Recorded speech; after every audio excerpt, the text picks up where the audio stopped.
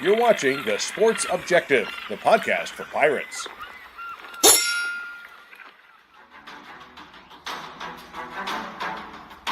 You're watching Pirate Breakdown with Sutton Young.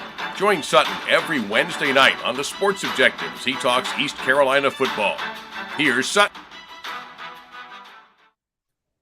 And with that, we welcome you to Pirate Breakdown, where I, along with Bubba and other guests, will be breaking down the offense, the defense, and the special teams of ECU Pirate football each and every week. And I am joined by one of the Sports Objective's own, Bubba Rosenbaum. Bubba, how are you doing? I'm doing well, Sutton. Just fired up for Saturday.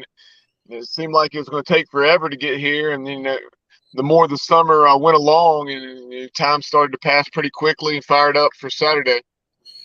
No doubt about it, especially with the momentum that is coming in from last year. Let's go over some of those for you. 7-5, it was the first winning record for the Pirates since 2014. That was their first year in the American Athletic Conference. And 3 of those 5 losses, well, they were only by 1 possession. So just imagine the record, what that could have been if the Pirates could have won those games. And also the first bowl bid since 2014. Now, obviously, we know that they did not play in the bowl game, but still an incredible accomplishment for the Pirates. And Bubba, I think this is pretty easy to say that this is the most optimism that Pirate Nation has had going into a season since really 2014. Yeah, no doubt. That 2014 season, there was so much expectation, or so much anticipation, and so many expectations with Shane Carden, Justin Hardy, and company, and a quality season. But that season was so close to being 10 or 11 wins, some heartbreaking losses. Much like not. Last year was not quite that extreme. We were close, but we didn't lose in quite the heartbreaking fashion that we did that year to Cincinnati and UCF. But last year, like you said, it could have been anywhere from 4 or 5 wins to 9 or 10 wins. The margin for error was extremely small, and then the Pirates found a way to get it done in some games, and then you had games against the better competition, like down at UCF and Houston, where we just simply could not get it done and didn't make the plays when we needed to. I think the big thing, though, with Houston and UCF is those teams have had our number, frankly, since we've been members of the conference. I know we beat UCF back in 2015, but really ever since then, it just hasn't been that close. So to see us come toe-to-toe with who I think are going to be the best 2 teams in the conference this year, it was pretty remarkable, and I'm really interested to see what the Pirates can do with both of those teams, and they both are going to be playing in Dowdy-Ficklen. Yep, you read my mind. That's what I was about to say, that both of those teams have to come to Dowdy-Ficklen, and Pirates have the luxury of playing 7 home games this year, and 4 of those are in the month of September. The Pirates will not go on the road until they're in early October. And that's one of the beauties of college football is I remember as a kid, I would always wonder, I can't wait for back-to-back games, and I would drive home from Greenville, and I'd be like, oh, man, I wish I'd come back. Well, for Pirate Nation, you got 4 of those. So, I mean, it's a very busy September month, so it's definitely exciting for Pirate Nation. No doubt. There'll be plenty of recuperation for Pirate Nation as well as the team. But like Coach Houston said, even though as unorthodox as it is, and it certainly makes for a more challenging schedule down the road, having to go on the road in the months of October and November. It gives you an opportunity to get off to an excellent start. And I think the closest thing I can compare it to, I'm trying to remember if it was 2011 or maybe it was back in the Holtz years, actually. But there was one year where we played 5 consecutive home games. I'm trying to recall which year that was. I'll see if I can dig that information up for our viewers and listeners. But yeah, there was one time where we played 5 consecutive home games. It was a ridiculous stretch. And that's the one thing, too, about the schedule. And I mean, I know some people love having a back-to-back, but I think of it, too, I like them all spread out. I remember in 2013 when We played the likes of Old Dominion, FAU in that first blackout game, and then Virginia Tech. That was 3 of our 6 home games right there. So I think having it spread out, having all the seasons of fall, the hot days of summer, the leaves changing in fall, and then when you have to wear the jacket in November. I mean, you want to be able to experience all of that in a college football season. I think we'll be able to this year. Yeah, I agree, and definitely agree with what you're saying there as far as the experiencing all the elements and having the chance to see the Pirates play. And we'll see what the temperature ends up being on Saturday. I honestly haven't taken the time to look at that forecast. I just know John Gilbert yesterday when he was addressing the media and Coach Houston, they were saying that the forecast is looking good. So they definitely expect to sell those remaining 2,000 tickets and get a sellout crowd of right around 51,000 or so at Dowdy Ficklen. Yeah, that would be the first sellout since 2016, I believe, against NC State. Yep, a strikeout. Yeah, I mean, I remember the last stripe out we did, and it was State. I mean, it looked pretty good. I mean, it's one of those where hopefully the fans will get in there early. I remember in 2016, about 15 minutes till the game, I'm like, uh-oh, is this going to work? And then when everybody got in their seats, it's like, wow. Pulled it off. It looked great.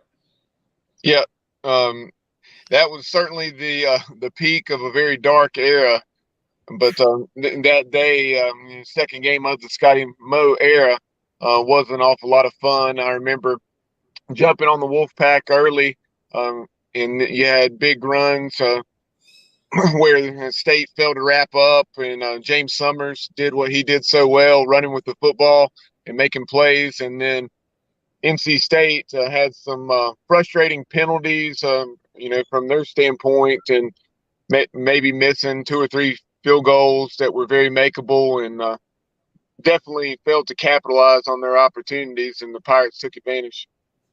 Oh, no doubt. That definitely, look back at the last 5-6 years, that was one of those key wins that ECU has hung on to for a while. But I mean, really, since that win against Power 5 teams, obviously Carolina, we beat them in 2018.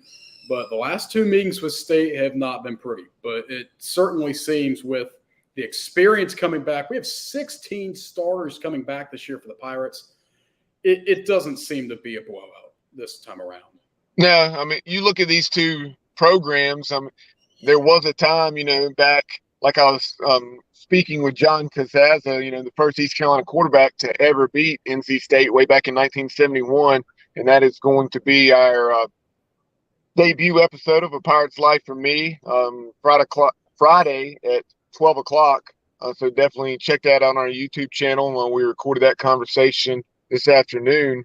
But, John and I were talking, the Pirates and the Wolfpack played annually from 70 to 87. And then you obviously did not play again until the Peach Bowl. And then you had 5 more years go by until you met in 96 and 97. And then they finally came to Greenville in 99 after all those meetings in Raleigh or at neutral sites. And it's easy to see, why the rivalry is so heated. And it's easy to see why, in my opinion, I think this rivalry is better than NC State and North Carolina rivalry. It's just a matter of, these teams not playing annually because both of these fan bases really, really love football, and they're very passionate about it, and it leads to a very fun atmosphere. And I think we'll certainly see that on Saturday. Hopefully hopefully the Pirates can uphold their end and make this a 4-quarter game. If not even better, where we can take care of business and record what would be, just a landmark victory in our program's history. No doubt. And that would easily be the key victory, the signature win, rather, for Mike Houston since he's been with the program. Let's go ahead and talk about some expectations. As I said earlier, ECU is returning 16 starters. That's pretty good. The running back combo of Keaton Mitchell and Rajay Harris, frankly, is the best running back combo I think we've had since we've been in the American Athletic Conference. And, of course, we can't talk about the ECU offense without mentioning Holton Ahlers. 5th year with the program, and frankly, he's looked as good as he's ever looked. Yeah, Holton, despite, you you really look at Holton. I mean, his commitment in the offseason going into his senior year, he knew that, despite having a solid year a season ago, there were a lot of things he could still fine tune. And he showed the commitment that you would expect to see from Holton Ahlers. He was at the Manning Passing Academy and really, learned a lot down there, made some nice connections and some great ideas, obviously, and great guys, to obviously bounce ideas off of and so forth. And not just Peyton and Eli, but several other quarterbacks from around the country, including Devin Leary. And then in addition to that, I'm trying to remember the organization he worked with down in Mobile, Alabama, fine-tuning, I think it was maybe quarterback country, but he really put in a lot of work down there and did a lot to fine-tune, his mechanics and so on and so forth. And I think we'll see that pay dividends. And he also, dropped at least 5 or 10 pounds. Oh, no doubt. He looks as good of a football player as I've seen in quite a while. As I was out at practice a few weeks ago, he looked very, very solid. And another thing, too, to mention, obviously the wide receiver position. When you think of East Carolina football, you think of the wide receivers. And we have Hatsfield coming back. We have C.J. Johnson coming back.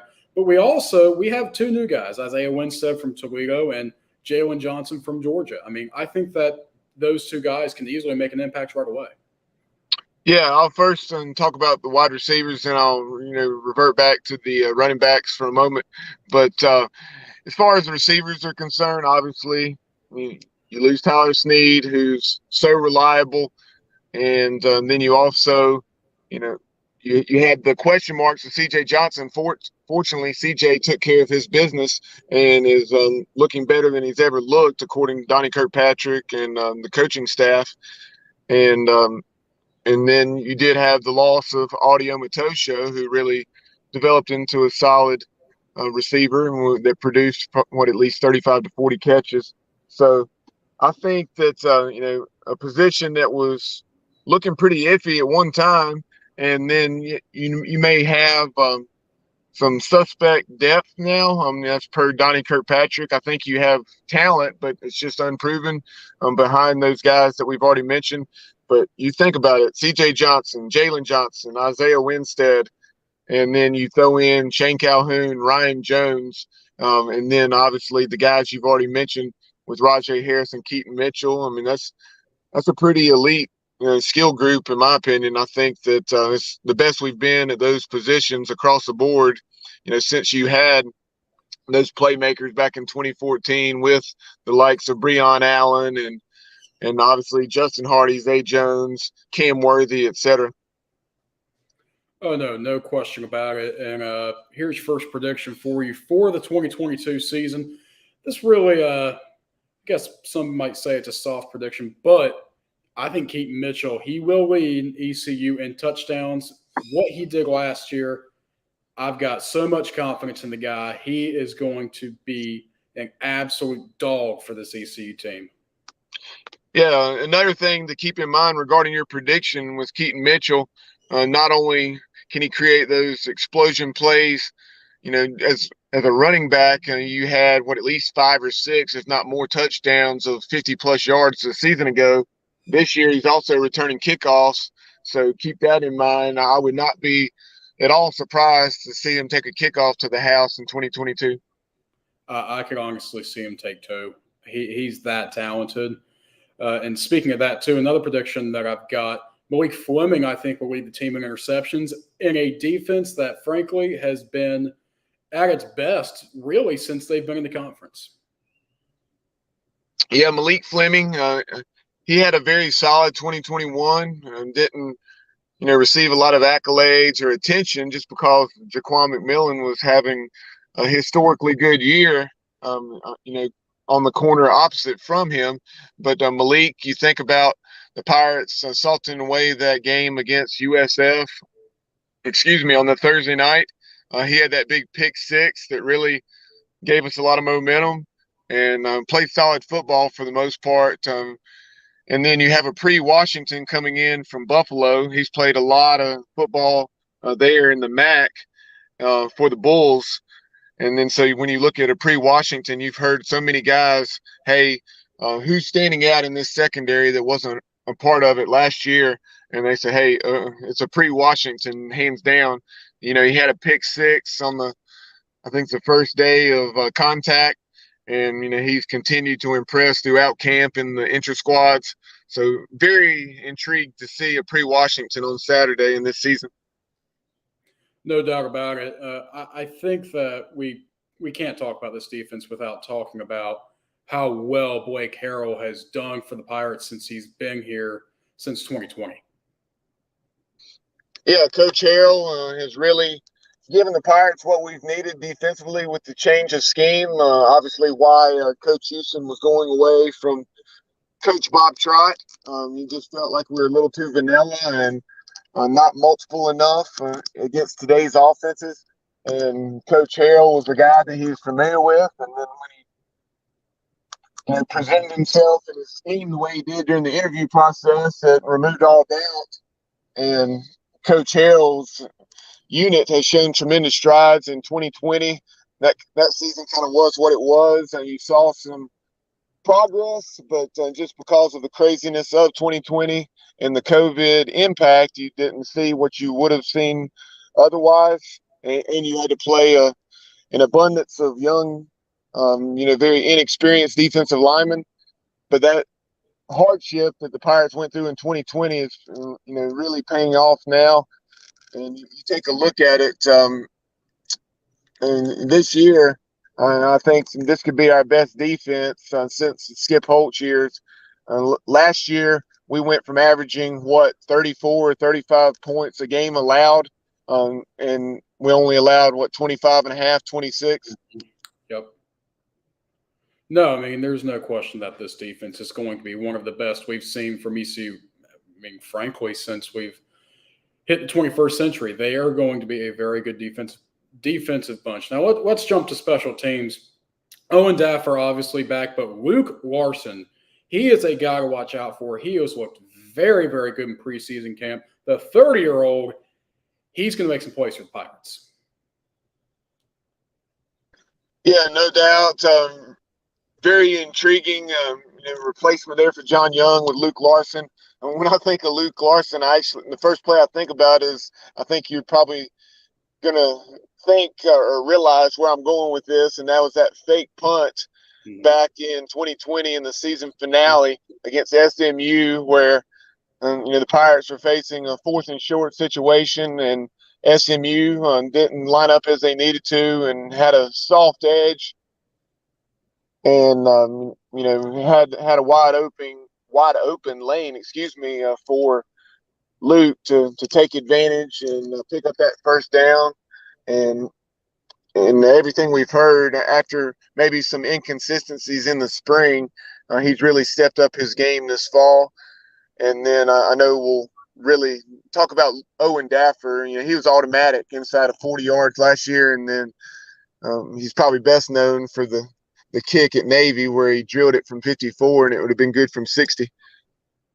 Oh, no doubt. That really has been that key play of his career, and I honestly think he's going to build on that. He looks to be a very, very good kicker, and him and Larson, it's going to be one of the best kicker-punter combos in the country. I really think so. Obviously, Luke is much more unproven, but he's shown that he has the ability. He just has a small sample size, so really need Luke Larson to carry on what John Young was doing in the punting game. And one thing that he does bring to the table is probably maybe a little more versatility there. I think John could be a rugby guy, but Luke is much more natural for him, I'd say. And we'll see how Luke boots the football. Hopefully he won't have to punt the football very much, but when he does, hopefully he'll be able to, average 43, 44 yards per punt or something along those lines and be able to force a lot of fair catches and pin opponents deep. Absolutely. Let's go ahead and jump into this state game. I know many people were wondering, well, what do we think? Well, I'm the type of guy, if you know me, I don't just hand out wins. I don't hand out losses. I give the facts straight up. I think that this is a very improved ECU team from when they played State back in 2019 and Mike Houston's debut as the head coach. However, I just think that State is too talented. I'm not saying the Pirates are not going to be able to keep up. They are. I think it's going to be a very close game for a while. I've got State winning 34-20. Again, I think it's going to be close in the first half. I think the third quarter is going to be close, but I think State's depth is just going to be too much. But even though it's a loss, I think it's going to be a positive step in the right direction for the Pirates. And along with that, I think it shows the improvement that Mike Houston has made during his tenure here. If I had to make a prediction, it'd probably be very similar to what you're saying. I think NC State's program is a little more established, but at the same time, like I was telling someone, I think if we play the way we can play and minimize mistakes, which is challenging to do in a first game, especially against an opponent of this caliber. No, there's no question about that. Honestly, I could see it being anywhere from, being an upset win to, 14, 17-point loss, something along those lines. But I think if we do lose by 2 or 3 scores, that it would be a situation where we were pretty competitive throughout and State pulled away later in the ballgame. Right. No, I agree with that. But before we wrap up here, let's talk the AAC. The preseason poll had us 6th. I slightly agree with it. I know some people were disappointed. I have the Pirates finishing 5th. I think that Houston will win the conference. I think UCF will be 2nd. Cincinnati, they lost a lot of talent, but they're still going to be competitive. I see them winning 9 wins, have them at 3. And that number 4 spot could go to anybody. It really could. I mean, you have the likes of many, many teams. SMU, I think, could be decent. I mean, who knows with Tulane? And frankly, Navy. I mean, they've had some pretty bad years under their head coach. He's been there for quite a while, but they always tend to rebound. So I think that number 4 spot, 4 and 5 for that matter, are going to be up in the air. But I think ECU can get one of those 2 spots. Yeah, I really hadn't put together predictions. I was surprised that the Pirates were picked 6th in that poll, but I was thinking it would probably be 4th. But when you look at things, I think our schedule sets up pretty well for us. We talked about having 7 home games. You have Memphis at home. You have UCF at home. You have Houston at home. You do have to go to Cincinnati late in the year. And then when you take a look at some of the other schedules, Houston has a very favorable schedule in that I believe they do not have to play Cincinnati or UCF. No, they do not. I do not believe so until the conference championship game, assuming that they will get there. But we never know. That's the beauty of college football, is you just don't know what's going to happen on any given Saturday.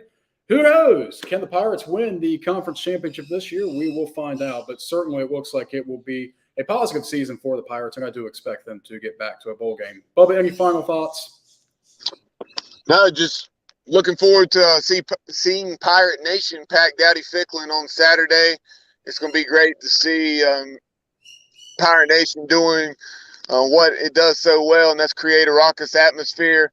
And it will certainly be the most raucous atmosphere since at least 2016, if not going back to 2014. No, absolutely. A lot of momentum on this game. Well, Bubba, thank you for joining me, and thank you for watching. We will see you back here next Wednesday. And as always, have a great night and stay undaunted.